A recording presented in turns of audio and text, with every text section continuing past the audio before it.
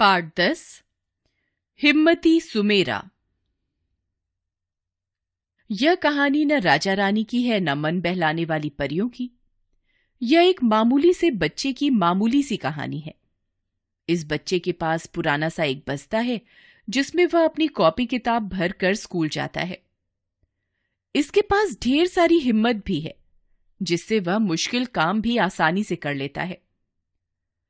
इसकी प्यार दुलार करने वाली मां भी नहीं है, ना ही दुख देने वाली सौतेली मां है। केवल एक बाप है जो सारे दिन बस अड्डे पर या इधर उधर माल ढोता है। बच्चे का नाम है सुमेर सिंह, पर सब उसे सुमेरा कहते हैं। रात में बाप सुमेरा को अपने पास लिटाकर बहुत प्यार करता है। उसे दुनिया भर की बातें बताता है। सच्चाई और ईमानदारी की घुट्टी उसने सुमेरा को बचपन से पिलाई थी। सुमेरा के नन्हे मन में यह बात पत्थर की लकीर की तरह जम गई थी कि चोरी, झूठ और बेईमानी से बढ़कर पाप दुनिया में कोई नहीं है। एक दिन शाम को खाना बनाकर और घर का काम पूरा करके वह पढ़ रहा था। तभी देखा 3-4 आदमी उसके बाप को उठाकर लिए चले जा रहे हैं। पता लगा पहले बहुत जोरों से सिर चकराया और फिर वह बेहोश हो गया था। आसपास के लोग उसे अस्पताल ले गए। 2 दिन बाद बेहोशी तो टूटी, पर दोनों पैर बेकार। लकवा मार गया था। बेचारा 10 बरस का सुमेरा करे तो क्या करे। आसपास वालों ने कहा पढ़ाई छोड़कर कोई नौकरी कर ले, पर सुमेरा के मन में पढ़ाई की धुन समाई हुई थी। मगर अब पढ़े तो काम कैसे करे, और काम न करे तो खाए क्या। छोटा सा सुमेरा, बड़ी सी मुसीबत। सुमेरा था बड़ा हिम्मती, घबराया नहीं। पास में ही सब्जी बाजार था। उसने तय किया 12 से 5 तक स्कूल जाऊंगा। सवेरे शाम बापू को देखूंगा और सब्जी या फल कुछ भी बेचूंगा। सुमेरा ने सोच तो लिया, पर सोचने से ही काम हो जाता है क्या? फल या सब्जी खरीदने के लिए पैसा कहां से आए? खरीदेगा नहीं तो बेचेगा क्या? आसपास किसी से मांगना बेकार है। सभी इतने गरीब, अपना ही पेट भर लें तो बड़ी बात। रात भर सुमेरा सोचता रहा, क्या करे, किससे मांगे। दूसरे दिन स्कूल गया तो सीधे मास्टर साहब के सामने खड़ा हो गया। सारी बात बताई और कहा, मुझे काम करने के लिए कुछ रुपए उधार दीजिए। मास्टर साहब उसके कहने के ढंग पर ही चकित हो गए। उन्होंने उसे 30 रुपए दिए और कहा, ये उधार नहीं, तुम्हारे लिए इनाम है। इनाम किस बात का? मैंने कुछ किया भी नहीं। ये उधार है और उधार ही रहेगा। मास्टर साहब ने प्यार से उसकी पीठ थपथपाई। सुमेरा ने मंडी जाकर 30 रुपए में संतरे की एक टोकरी खरीदी। खुद सिर पर उठाकर लाया। पुराने कागजों से लिफाफे बनाए और सवेरे सवेरे जाकर सब्जी वालों के बीच बैठ गया। गा गा कर आवाजें लगाता। आखिर शाम तक उसने 36 रुपए के संतरे बेच लिए। 4 संतरे बचे। इन्हें मैं बापू के खाने के लिए ले जाऊंगा। 36 रुपयों में से 30 रुपए मैं कल के लिए रखूंगा। 1 रुपया उधार चुकाने के लिए अलग रखूंगा। 5 रुपए में आटा दाल लाऊंगा। सोचकर सुमेरा इतना खुश मानो खजाना मिल गया हो। दूसरे दिन फिर वही सिलसिला।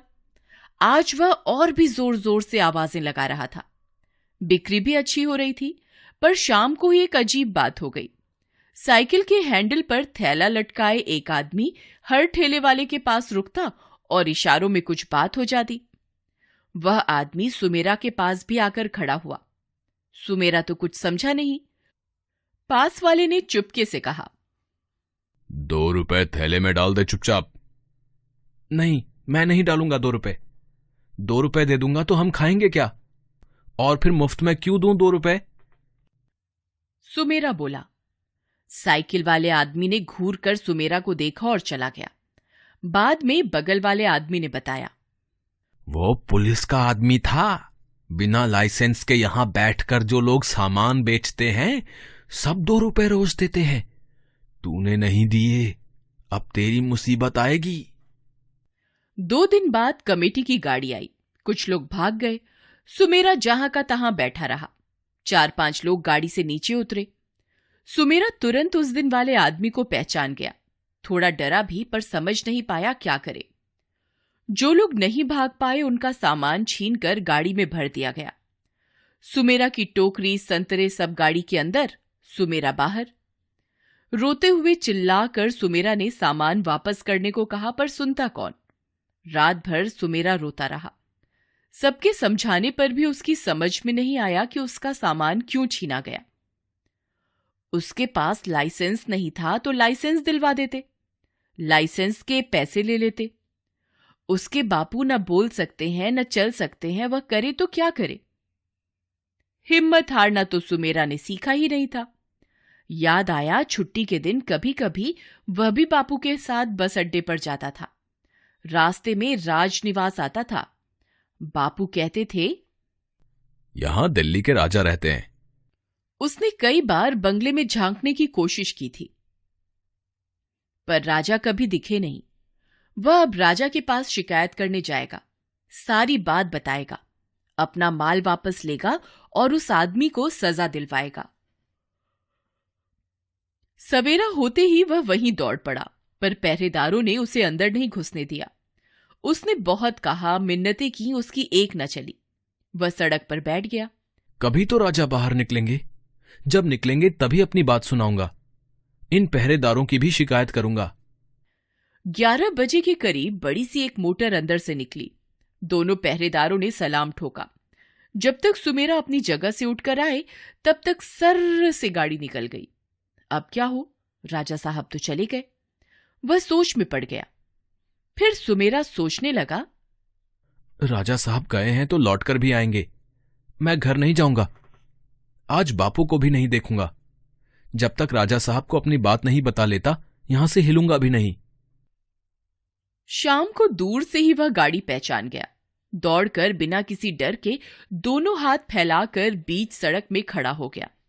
गाड़ी रोककर ड्राइवर ने उसे फटकारा। दरवाजे से दरबान दौड़कर उसे खींचने लगे, पर वह छूटकर राजा साहब की खिड़की के पास पहुंच गया। राजा साहब, मेरी बात सुनिए। मैं सवेरे से खड़ा हुआ हूं, आपको मेरी बात सुननी ही पड़ेगी। मेरे साथ न्याय करना ही पड़ेगा। कहते कहते वह सुबकने लगा। पता नहीं सुमेरा के चेहरे पर कुछ था या उसके कहने के ढंग में। राजा साहब ने उसे भीतर आने को कहा। राजा साहब सोफे पर बैठे हुए सुन रहे थे। सुमेरा सामने बैठा सुना रहा था। एक एक बात उसने बताई, कहीं झूठ नहीं, कहीं डर नहीं। छोटे से बच्चे की इतनी हिम्मत, ऐसा हौसला। राजा साहब तो दंग। प्यार से सुमेरा को अपने पास बुलाया, पीठ थपथपाकर शाबाशी दी। फिर दूसरे दिन आने के लिए कह उसे विदा कर दिया। साथ में 10 रुपए का एक नोट, इस हिम्मत के लिए इनाम। दूसरे दिन सुमेरा ठीक समय पर पहुंच गया। आज पहरेदारों ने उसे रोका नहीं। राजा साहब ने उसे लाइसेंस दिया, साथ में 100 रुपए दिए। सुमेरा ने कहा, मेरा सामान 100 रुपए का नहीं था। कोई बात नहीं, अब तुम 100 रुपए से अपना काम शुरू करो। 1 महीने बाद अपने काम की खबर देना। सुमेरा खुशी खुशी घर लौट आया। यह कहानी नहीं, सचमुच की बात है। आंखों देखी, कानों सुनी। सुमेरा बच्चा नहीं, 20 बरस का जवान आदमी है। अपने बापू का इलाज करवाकर उसने उन्हें इस लायक कर दिया है कि शाम को जब वह कॉलेज पढ़ने जाता है तो बापू दुकान पर बैठकर फल बेचते हैं। अपनी झुग्गी तुड़वाकर उसने 2 कमरों का पक्का मकान बनवा लिया है। दिल्ली के सब्जी बाजार में सबसे सुंदर और सजी हुई जो दुकान है, वही सुमेरा की दुकान है।